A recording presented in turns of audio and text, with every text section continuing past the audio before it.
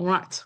So let's talk about why you're still seen as a service provider, even though you are ready to lead. And we are going to start at number one, is we are going to talk about identity. Right. So let's start with this. And I want you to be really, really honest with yourself. When you show up online, are you trying to be liked, be helpful, be understood, or are you a thought leader?